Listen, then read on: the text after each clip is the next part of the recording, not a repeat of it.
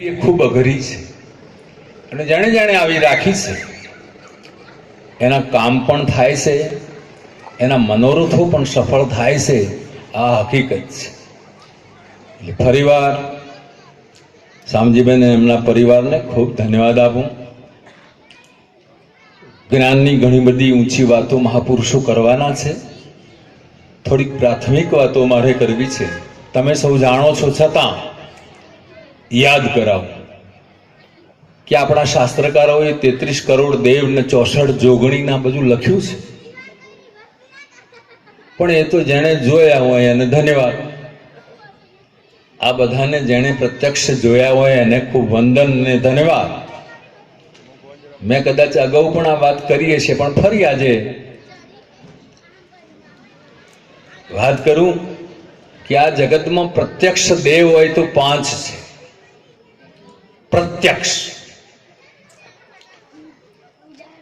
તો 5 દેવમાં પહેલા તો આપણી માતા, બીજા આપણા પિતા. આ 2 ના હોય તો કોઈનું શરીર હોય. આ પ્રત્યક્ષ દેવની વાત કરું છું. અને ત્રીજા આપણા ગુરુ, એ પણ પ્રત્યક્ષ. કારણ કે જેને જોયા નથી એના ફોટા પૂજીએ આપણે. અને જે શરીર થકી આપણને લાભ થયો છે, જે દેહથી આપણે લાભ મળ્યો છે, શામજીભાઈ કેટલી બધી વાતો કરી,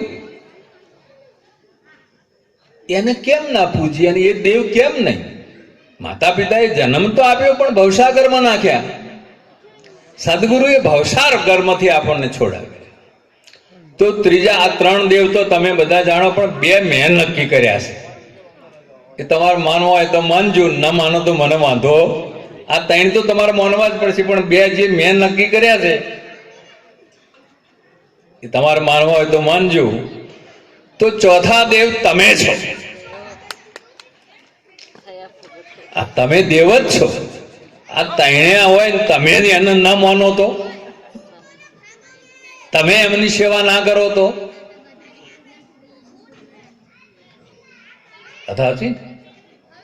તમે છો. અને 5મા દેવ તમે શાસ્ત્ર વિધિથી જેની સાથે લગ્ન કર્યું છે એ કુળદેવી છે. આ બધી દેવીઓ દુભાય તો ચાલે, પણ આ દેવી દુભાવી જોઈએ. અને જે ઘરમાં સ્ત્રીનું સન્માન ન થાય, જે ઘરમાં સ્ત્રી દુભાય, ત્યાં લક્ષ્મીનો વાસો ના હોય. કારણ કે જેટલો અધિકાર તમને છે એટલો જ એમને છે.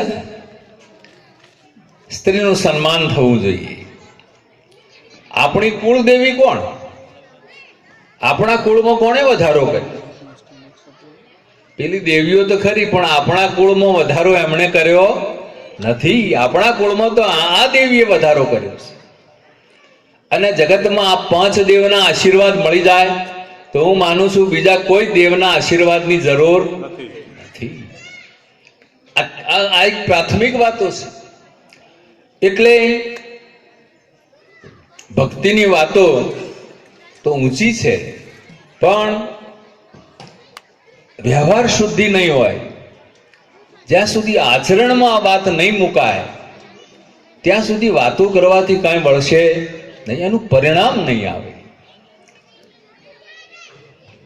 આજ તો બાપુની તિથિ છે, તો બાપુનું જ ભજન બોલું. બાપુએ કેવી વાતો કરી છે. કારણ કે સંતોના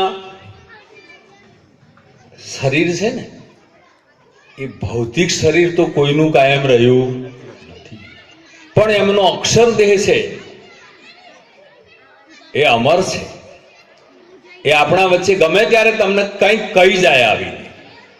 તમે સહેજ પણ આગા પાછા થતા હોય તો એ તમને સભા વચ્ચે આવીને ટકોર કરી જાય. ઝીલવાની શક્તિ જોઈએ, પકડવાની તમને આવડત જોઈએ. બાકી સંતો કહી જ જાય. મહાપુરુષો નો કોઈ દિવસ એ કાયમ છે, એ ક્યાંય જાય નહીં. એ અમર પુરુષ છે. તો એ અમર પુરુષ કંઈક ને કંઈક કહી જાય છે. તો એવું એક બાપુનું ભજન બોલવું પણ હું એકલો નહીં બોલું, બધાએ બોલવું પડે. બોલ સદગુરુ મહારાજ. અરે આવડી આવડી આવડી રે તમને રામ ભજવાની રીત આવડી. આવડી આવડી આવડી રે તમને રામ ભજવાની રીત આવડી. આવડી આવડી આવડી રે તમને રામ ભજવાની રીત આવડી.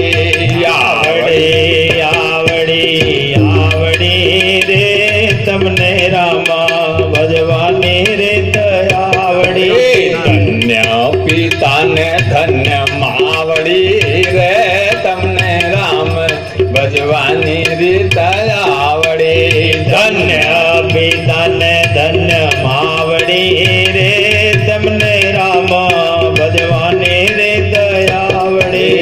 વચન વિચારી જે નર રહ્યા સતસંગે. વચન વિચારી જે નર રહ્યા સત્સંગે. એવાની પૂજાય છે પાવડી રે તમને રામ ભજવાની રીત આવડી.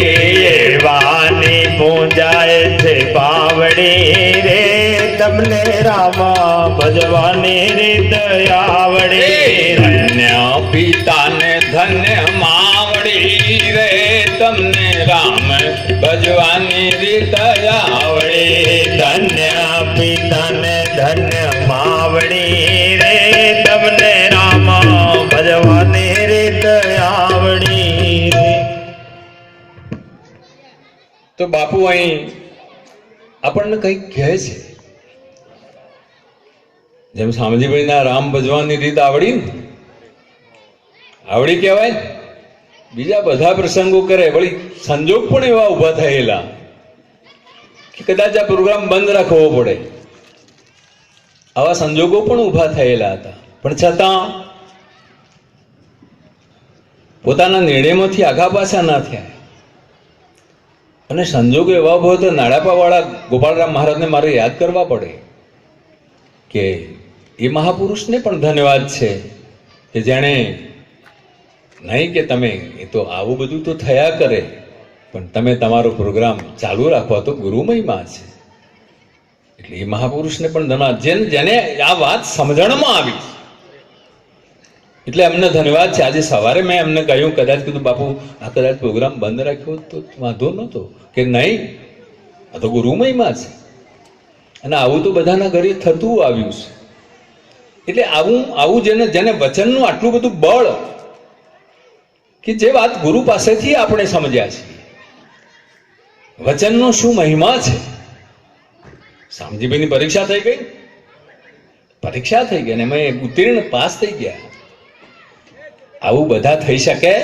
હાલી જાય માણસ, હલાવા વાળા મળે.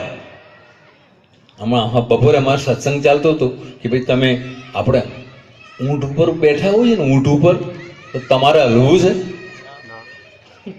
ઊંટ ઉપર બેઠા હોય તમારે હલવું નથી, પણ હલી જવાય. મોતીરામ મહારાજ ખરી વાત છે. સવારી ઊંટ ઉપર હોય તમારે તો બિલકુલ હલવું નથી, પણ હલી જવાય, કારણ કે સવારી ઊંટની છે. પણ છતાંય જે આવું અડગ રહે એને તો ધન્યવાદ છે. આ તો પરીક્ષામાં પાસ થઈ ગયા. પરીક્ષાનો સમય મને શામજીભાઈ કહેતા હતા કે બાપુ મારી પરીક્ષા હતી, અને એ પરિવારને પણ ધન્યવાદ, હરિભાઈને કે ગોપાલ મહારાજને. આજે હરિભાઈ પણ સવારે મને કહ્યું, મેં પૂછ્યું એટલે નાડાપો હું સવારે ગયો હતો કે બાપુ આવા પ્રસંગો તો બધા બનતા હોય, પણ ગુરુ મહિમાનો પ્રસંગ અમારા શામજીભાઈ રાખ્યો હતો ને એનો કેમ બંધ રખાય. એટલે એ પરિવારને પણ ખૂબ ધન્યવાદ. એ બેનને પણ હું આજે અહીંયા ભાવભરી શ્રદ્ધાંજલિ આપું છું. એમના પાડોશી હતા. એટલે ઘણી વખતે આવું બને છે. એટલે બાપુ એમ કહે છે કે વચન વિચારી જે ન રહ્યા સત્સંગે એવાની પૂજાએ પાવડી. એના ચરણામૃત લેવાય, એની જય બોલાય, બીજાની બોલાય નહીં. અને આપણે આમે સદગુરુના સમીપ ગયા તન મન ધન અને શીશ અર્પણ કર્યું, તો એ વખતે તમે કોણ, ક્યાં ઉભા હતા? તમે ક્યાં હતા? ક્યાં રહીને સમજ્યા છો? વાત તો સાચી છે ને? હા, એ તો એ વખતે તો વચન ઉપર હતા, વચનનો દેહ હતો. બાયરે જુઓ દેહમાં વચન એક દીવો, એને સત્યની રાહે તમે સેવો. વચને વરાય તો વિશ્વથી ન્યારા પૂજાય થઈને દેવો.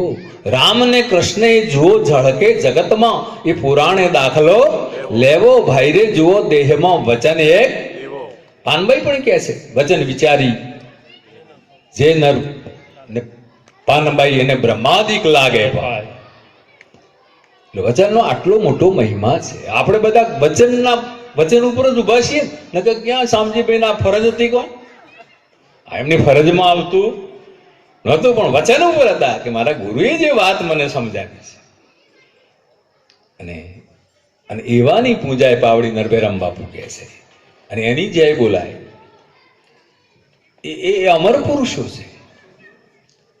એટલે આવી, અને મોરારી બાપુ તો કહે છે ને, કે છે તમે કમાઓ ને એમાં 10મો ભાગ વાપરો. 2 હાથે કમાઓ ને 4 હાથે વાપરો. નારાયણ થઈને વાપરો. મોરારી બાપુના શબ્દો છે. અને ભગવાનનો ભાગ ન કાઢીએ તો પછી કાળા કોટવાળા આવે ને ધોળા કોટવાળા આવે. ખાખી કોટવાળા તો દંડા મારી લઈ જ જાય, પણ ગયા વગર રહેવાનું નહીં. એના કરતા સીધું સીધું વાપરવું. આ શામજીભાઈ સમજી ગયા છે વાતને. આવતી સાલે લ્યો, હવે એમને આવતી સાલની પણ તિથિની જાહેરાત અત્યારથી કરી દીધી. એટલે આવા પુરુષોનો, અને એમાં તમે વાપરેલું, આ બિલકુલ અનુભવની વાત છે બાપુ. આમાં વાપરેલું ડબલ જ થાય, અરે 4 ગણું થાય સાહેબ. ભક્તિ માર્ગમાં જેણે જેણે વાપર્યું છે. અમારે બેઠા છે આ નમૂના, પેલા ભીમજીભાઈ બેઠા, હા ગિરધારી મહારાજ બેઠા. પૂછી જુઓ, પૂછવું હોય તો. આ બનેલા બનાવું છે. પેલા ભીમજીભાઈ છે ને, કેપ્ટન કંપનીના માલિક છે. પણ એને પૂછવું હોય તો એની ઘણી બધી વાત પણ કરે છે કે અમે ક્યાં હતા ને ક્યાં લઈને અમને બેહાડે છે ગુરુ મહારાજ. બધાના માટે એવું છે. હું મારા માટે વાત કરું, તમે મને અહીં બેહાડો. આ ફુલાર થાય છે ને આરતીઓ થાય છે, કારણ શું છે? તો સદગુરુની કૃપા છે. સ્વામી વિવેકાનંદ જ્યારે શિકાગોની ધર્મસભામાં ગયા, જ્યારે એમનું પ્રવચન ચાલુ હતું ને, ત્યારે મીડિયા વાળા ફોટો પાડતા હતા. તો એમને ખબર નથી, મીડિયા વાળાએ જોયું કે પાછળ કોઈ ઊભું નથી, અને એક ફોટો એવો આવી ગયો કે સ્વામીજીના માથે કોઈનો હાથ આવ્યો. બાપુનું પ્રવચન પૂરું થયું, પેલો મીડિયા વાળો જેને હાથ પેલો ફોટો બતાવીને કે છે, બાપુ તમે જ્યારે પ્રવચન કરતા તમારી પાછળ કોઈ હતું નહીં, તો આ પાછળ હાથ કોનો આવ્યો? સ્વામીજીને આંખોમાંથી ધડ ધડ ધડ ધડ આંસુ આવી ગયા કે આટલે દૂર મારા ગુરુનો મારા ઉપર હાથ છે. સદગુરુનો જેના માથે હાથ હોય એનું આ બધું થાય. અને એ બોલે. આ તો આપણે બોલીએ કે અમે બોલીએ છીએ તો વાત ખોટી છે. તો સદગુરુની કૃપા છે. કે આપણને મોને કોણ આટલે ઊંચે કોણ બેહારે? અહીં ભુજમાં માધાપરમાં ના બેહાડે. પણ આ કૃપા કોની છે?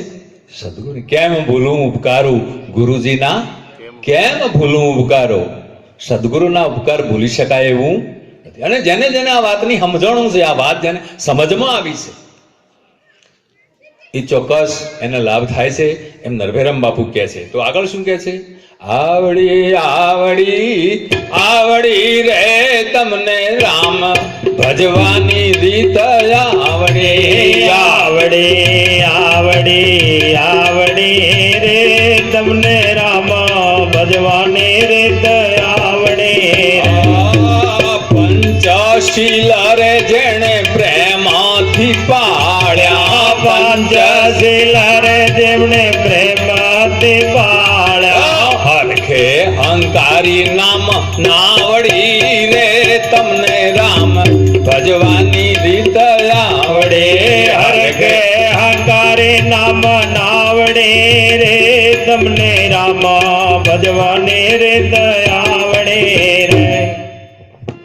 પંચશીલની વાત બાપુએ કરી. તો દારૂ, ચોરી, જુગાર, માંસાહાર ને વ્યભિચાર, આ 5 વસ્તુ સદગુરુ પાસે જઈએ તો આ 5 જગ્યાએ શીલ વાગે છે. હમણાં મારા શામજીભાઈની બેન શાંતાબેન, મને ટેટું ઉપર બેઠો હતો ને બેન ત્યાં આવ્યા કે બાપુ, મેં ખાલી પૂછ્યું બેન કેમ છે તમારા ઘરે? તો કે બાપુ 3 વર્ષથી ખૂબ આનંદ થયો છે. એક પ્રતિજ્ઞા મેં 3 વર્ષ ઉપર એમના ઘરવાળાને આપેલી, એને બરાબર પાળી છે. એમના સસરાએ પણ આજ મને અભિપ્રાય આપ્યો કે બરાબર છે. એટલે સદગુરુએ આપણને 5 જગ્યાએ માતાની કુખે દીકરા દીકરીનો જન્મ થાય, માતાની કુખે દીકરા કે દીકરીનો જન્મ થાય. માણસનો જન્મ માતાની કુખે થતો તો માણસનો જન્મ ક્યાં થાય? કોઈ બેનને પ્રસૂતિ થાય તો પૂછીએ કે બેનને શું આવ્યું છે? તો કે દીકરો આવ્યો કે દીકરી આવે છે. માણસ જન્મ્યું એમ કોઈ કહે તો માણસનો જન્મ ક્યાં થાય? તો માણસનો જન્મ સદગુરુના ચરણે થાય. સદગુરુ માણસ બનાવે. પેલા તો બધા કોઈ દારૂડિયો જન્મે ને, કોઈ ચોર જન્મે ને, કોઈ જુગારી જન્મે ને, કોઈ માંસાહારી જન્મે ને, કોઈ વ્યભિચારી જન્મે. સદગુરુના ચરણે માણસ થવાય છે. અને એ તો જે માણસ થયું હોય એને ખબર પડે ને. ઘણા માણસો કે ભાઈ અમે તો આ બધું અમાનું કંઈ કરતા નથી, અમે માણસ જ છીએ. પણ તમે તમારા મનથી માણસ છો. અહીં વચનથી માણસ બનાવે સદગુરુ. વચન કે મારે મર ગઈ વચન એ છોડ્યા રાત, જે નર વચન વિવેકિયા ઉનકા સરિયા ગાજ. એટલે સદગુરુના શરણે માણસ થવાય છે. તો આગળ પલારે એકમાં પાર પહોંચાડે, પાલારે એકમાં પાર પહોંચાડે. ગુરુજીની પકડી જેને બાવડી રે તમને રામ ભજવાની રીત આવડે. ગોજેથી પકડી જેને વાવડે રે તમને રામા ભજવાની રીત આવડે. વૃંદારે વનમાં વાલો વાસ વસાવ્યા, વંદારે વનમાં વાલો વાસ વસાવ્યા. ગોવિંદે આપી જ્ઞાન ગાવડી રે તમને રામ ભજવાની રીત આવડી. ગોવિંદે આપી જ્ઞાન ગાવડી રે તમને રામા ભજવાની રીત આવડી. નામ રે કંદ ગુરુ નિરાંતે સ્થાપ્યો, નામ કંદ ગુરુ નિરાંતે સ્થાપ્યો. ગુરુએ ખોદા વિજ્ઞાન વાવડી રે તમને રામ ભજવાની રીત આવડી. ગુરુએ ખોદા વિજ્ઞાન વાવડી રે તમને રામા ભજવાની રીત આવડી.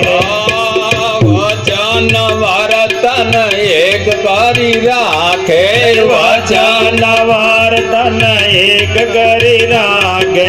સંત સેવારે જેન આવડી રે તમને રામ ભજવાની રીત આવડી. સંત સેવારે તમને આવડી રે તમને રામા ભજવાની રીત આવડી રે. સંત સેવાનું એટલું મોટું ફળ છે, પણ સેવા કરતા આવડવી જોઈએ. હા, સેવા કરતા પણ આવડવી. ઘણા બધું કરે પણ સેવા કરતા આવડે. સંતની સેવા કરતા આવડી હોય. સંતને શું ગમે છે, કેવી રીતે એની સેવા કરવી. તમને હું વાત કરું, કોઈ મોટાઈની વાત નથી કરતો, પણ એક વખત હું સોનગઢ વ્યારા ગયેલો. હવે આદિવાસી વિસ્તાર, સાંજના મોડો પહોંચ્યો. અમે જમવા બેઠા તો ત્યાં આગળ ચોખાના લોટની રોટલી કરે. ચોખાના લોટની રોટલી કરેલી. તેમ પંગતમાં હું એ બેસી તો ગયો, પણ રોટલી ચોખાની જો ગરમ હોય ને તો ભાવે, પણ ઠંડી થઈ ગયેલી ને તો ખેંચીએ ને તો જાણે રબર. હું આમ ખેંચું, લાગતું નથી કે આ દાંત ચાવી શકે. મૂકી દીધી. આટલા દાળ ભાત ખાઈને હું ઊભો થઈ ગયો. રાતે સભા જામી, આદિવાસી વિસ્તાર 2-3 હજાર માણસની સભા. હું 3.5 કલાક બોલ્યો. સવારે 5:30 થયા એટલે એક ભાઈ ને બેન મારી આગળ આવીને બેઠા. મને કહે છે, મહારાજ અમારા ઘરે આવશો? મેં કીધું, બાપુ ક્યાંથી આવ્યા છો તમે? કે અમે અહીં વ્યારાથી આવ્યા છીએ, અમારા ઘેર તમે આવશો 5:30 વાગે સવાર પહેલા? હા, કીધું આવું ને. કે અમે ગાડી લઈને આવ્યા છીએ. તો મેં કીધું, તમે કોણ છો? હું તમને ઓળખતો નથી. પેલા ભાઈ તરત બોલ્યા કે હું તાલુકા વિકાસ અધિકારી વ્યારા છું, વ્યારાનો ટીડીઓ છું. તો વાહ બેન, કે હું એમના ઘરવાળી છું. તો તમારા ઘેર લઈ જવાશે? એમને કીધું હા. કે અમારી ગાડીમાં જગ્યા પણ છે. તો એમ કીધું મારી પાસે ગાડી છે. તો કે તમે અમારી હાથે હાથે ગાડી લઈ લો. પાછળ અમે ગયા. ત્યાં 15 કિલોમીટર એનું વ્યારા ગામ, જે ગામમાં હું ગયો હતો. તો મને તો એમના એક રૂમમાં સુવાડી દીધો. 8 વાગે એટલે હું ઉઠ્યો ને બ્રશ કરીને ઊભો થયો. બેન કે મારા સ્નાન કરી લો ને જલ્દી. કીધું કેમ? કે જમવાનું તૈયાર છે, જમવાનું તૈયાર છે. મેં કીધું બેન 8 વાગે જમવાનું? કે બાપુ ભૂખ નથી લાગી? મેં કીધું લાગી છે ને. મેં કીધું બેન તમને કેવી ખબર પડી? કે બાપુ તમે જમવા બેઠા ને, હું અમે ખુરશી પર બેઠી હતી, તમે પેલી રોટલી ખેંચતા હતા ને ચોખાની, હું જોઈ ગઈ હતી. તમે કશું જમ્યા હતા ને 3.5 કલાક બોલ્યા છો. એટલે મને એમ થયું કે આ મહારાજને જલ્દી અમારા ઘેર લઈ જઈને પહેલા તો જમાડી. કે તમને સુવાડી દીધા ને હું હોતી નથી. હું તો સીધો નાઈ અને રસોઈ બનાવવા લાગી, અને રસોઈ કરીને તમને 8 વાગે જમાડવાનો મારો ભાવ હતો. આજે પૂરું થઈ ગયું. આ સંત સેવા આવડી કહેવાય. આવી રીતે જે ચૂજ કરે, હવે એને મારી પાસે આશીર્વાદ માંગવાની જરૂર કરી કોણ? હે? અરે મળી જાય આશીર્વાદ. તમે સેવા એવી કરો કે તમારે માગણી ઘણા તો કે બાપુ આના માથે હાથ મૂકતા જાજો, આશીર્વાદ આપતા જાજો. એટલે આશીર્વાદ અમારે ક્યાં મૂકવાના હોય ભાઈ? તને મળી જાય. સંત સેવા જેના આવડે એના આશીર્વાદ માગવા પડે નહીં. પણ આવું આ લેસન છે ને કેટલીક જગ્યાએ મારે શીખવાનું આવ્યું એ દાડે ત્યાં ઘણી જગ્યાએ તો આવું બને. મોતીરામમાં આપણે જઈએ કે આપણે અમને શીખવામણ હાલવા જઈએ, પણ ઘણી વખતે એમના પાસેથી આપણે શીખવાનું આવે. લેતો આવડવું, પછી ઠૂંઠ થઈને બેસી જઈએ કે એના પાસેથી મારે શું લેવું છે, તો વાત ખોટી પડે. સંત સેવા જેને આવડી, સંતની સેવા કરતા શીખવું. એ બેનને હું અત્યારે પણ યાદ કરું છું. બેન ધન્યવાદ છે. ઘણી બહેનો. હા, આ બધું કેટલીક વ્યવહારિક વાતો છે. જ્યાં સુધી જીવનમાં નહીં આવે ત્યાં સુધી એનો જે જ્ઞાનનો પ્રતાપ થવો જોઈએ એ નહીં થાય. જો પામર વિષય જિજ્ઞાસુ ને જીવન મુક્ત 4 પ્રકારના માણસો, 4 પ્રકારના વ્યક્તિઓ બતાવ્યા. તો પામરને તો ખબર પડે, એ તો ખાવું પીવું ઊંઘવું ભોગ ભોગવવાનું મરી જાય, એને બીજું કાંઈ હોય. તો જે વિષય જીવ છે, હવે વિષય જીવ એ મનનું મનોમંથન કરે ને તો એને કામ પ્રગટે. વિષય જીવ મનનું મનોમંથન કરે તો એને શું પ્રગટે? કામ. પછી સાધક જીવ જો મનોમંથન કરે તો એને વિચાર પ્રગટે. અને જ્ઞાની જો મનોમંથન કરે તો એને શું પ્રગટે? વિવેક પ્રગટે.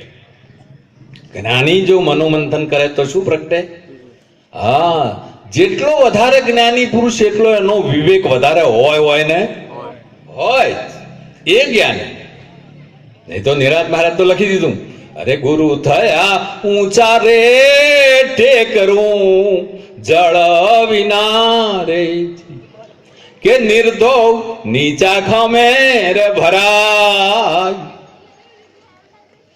સંતોની સંગત રે મરણે નવ મૂકીએ રે, ચૂકીએ નહીં 4 દિવસનો લાભ, માટે મન રાખો રે સંતોમાં, માલ તું રે રખે ચૂકી જાતા રે આવો દાવ. હું તો આ પિંક સિટી વાળા ના જે રહીશો ને પણ મારી વિનંતી છે. કેટલું સરસ મજાનું શામજીભાઈ સત્સંગનું આજનું આયોજન ગોઠવ્યું છે. સેવાય કરે છે બધા પિંક સિટીના માણસો, પણ શામજીભાઈ પાસેથી જે લેવાનું છે ને લેજો મારા બાપ. એમની પાસેથી જે વાત સમજવાની છે એ સમજવા મારી ભલામણ છે. આ તો ઘણી વખતે બાજુ નજીક રહેતા હોય ને, એટલે નજીકના રહેતા હોય તો નજીકના માણસોનો બહુ ખબર પડે. તુલસીદાસ મહારાજે લખ્યું, તુલસી વહાં ન જાઈએ જહાં બાપ કા ગામ. નજીકના માણસોને આની ખબર પડે. વળી કેટલાક માણસો અહંકારી હોય, એ બેહે તો નેચા એનો પોતાનો અહંકાર લઈને બેહે, પેલા એને પધરાવે પોતાના અહમને. હું જ્ઞાની છું, હું વિદ્વાન છું, હું ભણેલો છું, હું શ્રીમંત છું, હું કુળવાન છું, હું બળવાન છું, આવું કોક લઈને બેહે. ભરેલામાં શું ભરાય? ફૂલ ભરાઈને આવ્યા બાપા અહીંથી કોઈ લઈ જશે કે આ આખી રાત કે મેં વર્ષો આ બધી નદીઓ ઉભરાઈ ગઈ, નાણાં ઉભરાઈ ગયા, અને કે બાપુ મેં માટલા નીચે પાણી, અરે નેવાના નીચે માટલું મૂક્યું પણ એમાં છોટોય આવ્યું નહીં. એટલે કે બધું આટલું બધું થયું અને તારા માટલામાં કેમ પાણી ના આવ્યું? કે ઊંધું મૂક્યું. કે ના ના બાપુ ઊંધું નતું મૂક્યું, સીધું મૂક્યું હતું તોય ના આવ્યું. તો સીધું મૂકીને કેમ ના આવે? તો નીચે કાણું હતું. સંતોના સત્સંગમાં જાશું ને, જો પકડતો આવડે ને તો આ બધા કાણા પૂરી જાય સાહેબ, પણ પૂરતા આવડવું આપણા માપમાં આવતું હોય તો પછી પકડવું પડે. એટલે બાપુ કહે છે કે સંત સેવા જેને આવડી. છેલ્લે આ શિર સમર્પીને નિર્ભય થાવે, શિરા સમર્પીને નિર્ભય થાવે. પુરુષોત્તમ ગુરુએ આપી ભાલડી રે, જેને રામ ભજવાની રીત આવડી. પુરુષોત્તમ પ્રભુએ આપી ભાલડી રે, તમને પ્રભુ ભજવાની રીત આવડી. આવડી આવડી આવડી રે, તમને રામ ભજવાની રીત આવડી. આવડી આવડી આવડી રે, તમને રામ ભજવાની રીત આવડી. તો સંત પુરુષો આ વાત કરે છે. તો હવે આગળ થોડા આપણે જઈએ કે આ માનવનું શરીર આપણને મળ્યું છે. તો મનુષ્યનું શરીર એક આ મનુષ્યોની એક એવી યોની છે કે આમાં માણસને બુદ્ધિ તત્વ વિશેષ છે. બીજા બધાને બુદ્ધિ છે, પણ પોતાના સંબંધી જ્ઞાન મેળવવાની બુદ્ધિ બીજી કોઈ યોનિમાં નથી. કેવળ ને કેવળ મનુષ્ય દેહ આ બની શકે છે. અને મનુષ્ય દેહ માણસને વિચાર આપવો જોઈએ કે આ સમગ્ર બ્રહ્માંડ બન્યું છે, આ સૂર્ય, તારા, પૃથ્વી, ચંદ્ર આ બધું બનાવ્યું છે, તો એનો બનાવનાર છે કોણ? આવો વિચાર માણસ ના આવી શકે. નહીં તો પછી પેલા હમણાં 4 પ્રકારના ગણાય ને, તો નહીં તો પછી પામરમાં આપણી ગણતરી થાય. તો મનુષ્યને વિચાર આવે કે આટલી બધી આ સૃષ્ટિ બનાવી છે, તો બનાવનાર છે કોણ? અરે એ તો ખરું ખરું, પણ આમાં બોલે છે એ છે કોણ? સંતોએ તો લખ્યું, બોલે એ બીજો નથી, પરમેશ્વર પોતે, ભગવાન બોલે છે. પણ વિશ્વાસ આવતો સદગુરુ વચને આ વાત નહીં સમજાય ત્યાં સુધી આમાં દ્રઢતા નહીં આવવાની. બોલે બોલાવે સબગટ બોલે, જ્યાં જુઓ ત્યાં સરખો. સંતોએ તો જેમ કહેવાનું છે એમ કહી દીધું છે, પણ આપણને એની અનુભૂતિ થતી નથી. અને એ અનુભૂતિ કરવા માટે કોઈ સંત સદગુરુનું શરણ લેવું પડશે. કારણ કે જે વિગતના જે માહિતગાર છે એના પાસે આવવું પડશે.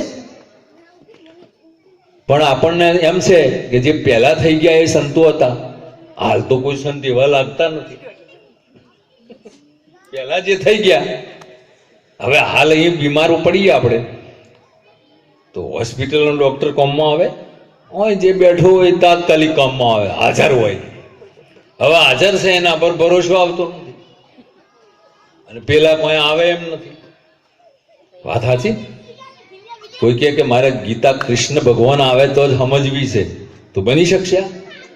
ને અર્જુન મહારાજ તો લખ્યું, અવનીના નીચે નિર્ભરેલું પંખીથી કેમ પીવાય, ઉપર જુઓ તો આભ ભરેલું એ વચમાં પ્યાસા જાય, સાધુ પ્રેમ રસ કેમ પીવાય, જગમાં જ્ઞાની ગોથા.